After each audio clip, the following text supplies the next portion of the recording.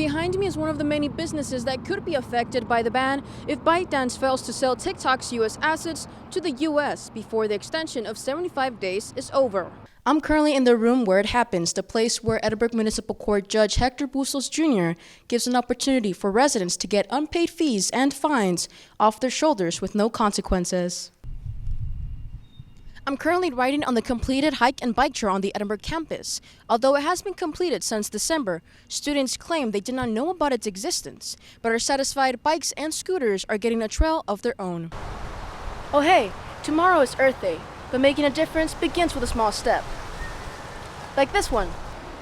But let's see what the city of McAllen is doing to make a difference. I'm here with Sullivan. He's a puppy here at the facility. He is 1 month old.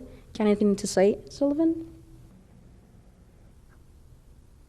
From KVAQ-TV in Edinburgh, Perla Cortez. Hey Fernanda, it is so cold outside. I just checked the degrees and it's currently 27 degrees, but it feels like 23. It is a lot worse than it was yesterday. And as you can see behind me, the lawn in front of the chapel and near the student union, it is covered in frost. You know, on the way here to the studio, all the roads are covered in ice and even the empty fields out there. You know, KVAQ-TV reached out to the National Weather Service for meteorologists, and we interviewed a resident from Roma, Texas, who shared her story with us. This is the U.S. Border Patrol Sector headquarters in Edinburgh, where they help secure the border to ensure the safety for residents in the Rio Grande Valley. I spoke with 22 students on campus, and only a few students agreed to comment on the topic. Half of the students who denied the interview did not know about the allegations or knew who Cesar Chavez was. Right behind me is the green shed where a man was arrested after fleeing officers on a stolen scooter from a nearby campus. I would like to welcome our new anchor, Perla Cortez. Thank you, Dathan. Hello, everybody. I'm excited to be here with you all for the rest of the semester. Today is Monday, February 9th, and this is the 4th spring edition of KVAQ-TV. Let's start today's newscast with our top story. With gas prices on the rise, how are commuting UTRGV students being affected? No thrones, no crowns, no kings. That's what Rio Grande Valley residents protested this past Saturday. For the first time in half a century, the Gulf of Mexico will be seeing a new major oil refinery.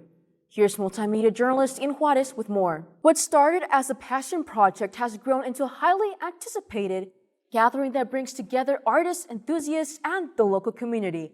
Making its return to the valley for the 5th time, the Palm City Tattoo Expo returns once again. Friendship, legacy, and literature is what the UTRGV Theater Department is preparing behind the curtains for its latest spring play. Here's our multimedia journalist Jose Rodriguez with the story. Un grupo de estudiantes de UTRGV fue testigo de largas filas de TSA en uno de los aeropuertos más grandes del país durante un viaje escolar.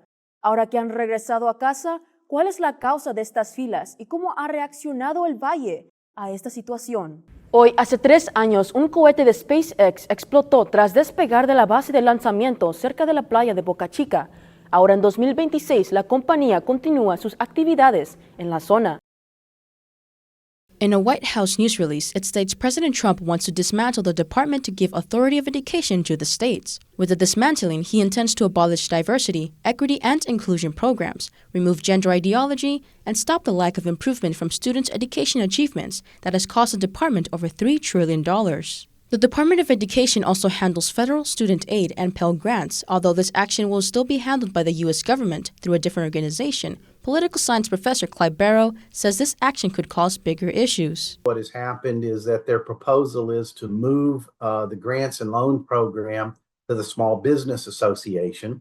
So theoretically, it will continue, but you're moving it to an agency that has no experience with student loans or with higher education. They're not familiar with any of the laws. In early February, President Trump signed an executive order in an attempt to end the fentanyl crisis. But in the Rio Grande Valley, cocaine and marijuana are the most trafficked narcotics in the southwest border, with 778 pounds of cocaine and 9,000 pounds of marijuana being seized in 2025 alone. U.S. Customs and Border Protection Public Affairs Officer Christina Smallwood has been in the department for 17 years and says during Trump's current term there has been a significant decrease of people being trafficked and people entering the country illegally. The most significant thing that I've seen now is the decrease in apprehensions. We're at a 95% decrease.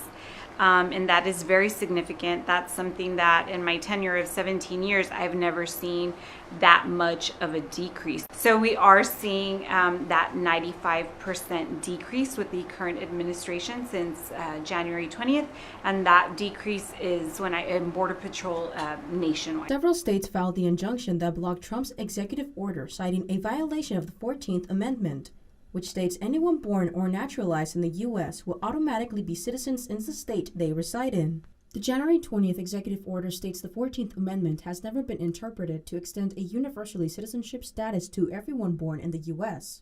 However, the injunction also argues the order will harm immigrants and subject them to the risk of deportation that will cause family separations.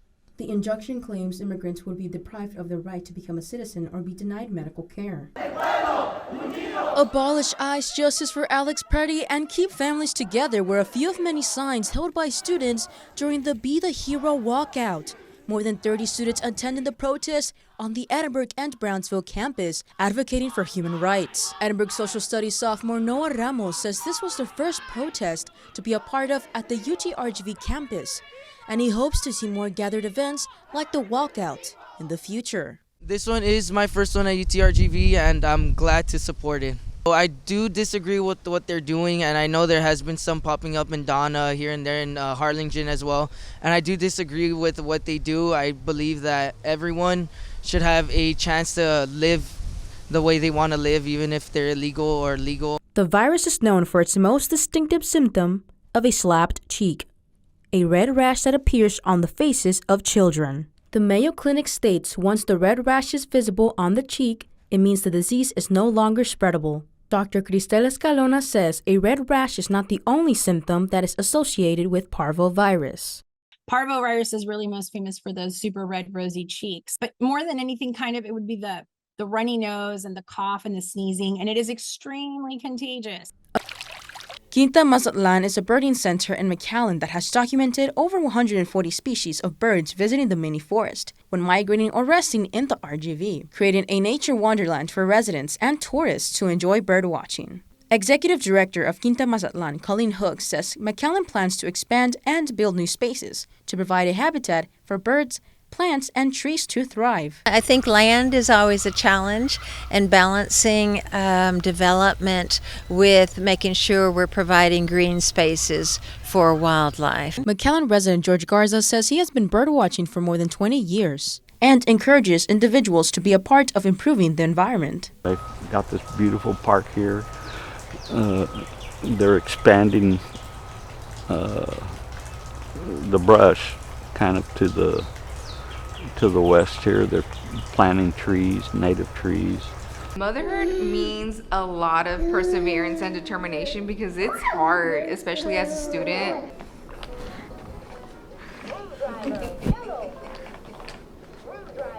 Mass Communication senior Guadalupe Salinas is a mother to twins Julius and Junius. She starts her day at the break of dawn and gets everyone ready for school and tries to find time to study while her kids are at daycare. I let Jesus take the wheel because I don't even know how I do it. Somebody's got to do it and no one's going to do it for me. So I just kind of have to figure it out like every day. She says before she had her children, she used to work in retail, but shortly after their birth, she decided to make a change and go back to school for a bachelor's degree to be able to provide for her kids financially. UTRGV custodian Jeffrey Oden is the man behind the initiative. His proposal, the Beautification Project, aims to bring more color to the Edinburgh campus by adding decorative tiles, a mural, and a renovation to the seating areas near the fountain by the University Center. With support from his colleagues and a petition with more than 30 signatures, Oden reached out to the SGA executive members for input back in January in hopes of sparking the initiative for the campus. So I spoke with the president of the SJ, and immediately he thought it was a fantastic idea. And he basically just said right away, yeah, let's definitely support this and promote it. Our reporter Perla Cortez was with him last week. Perla, you were there when he was working on the piece. What can you tell us about it? Yes, Verona, I was there when he started on the mural in mid-November, and it was a combination of rich colors that resembled our culture here at home and a tribute to our fallen heroes. Have a look yourself. In this week's edition of KVAQ Sports, we check in on UTRGV baseball as the team prepares for its spring season. This week on KVAQ Sports, we interviewed a pair of brothers on the UTRGV football team. Honestly, Dathan, I went through McAllen the other day and those murals looked absolutely beautiful. I know. I really wish they could bring something like that to Harlingen. Join us again for our next newscast at 8:30 a.m. Monday, April 27 on VCast monitors and select social media. You know, Dathan, I actually went to the Ren Fair and I'm already missing it. You know, me too. I actually joined the sword tournament. Really? Yeah. Wow. How did you do? I'd rather not talk about it. Well, thank you for watching, Vaqueros.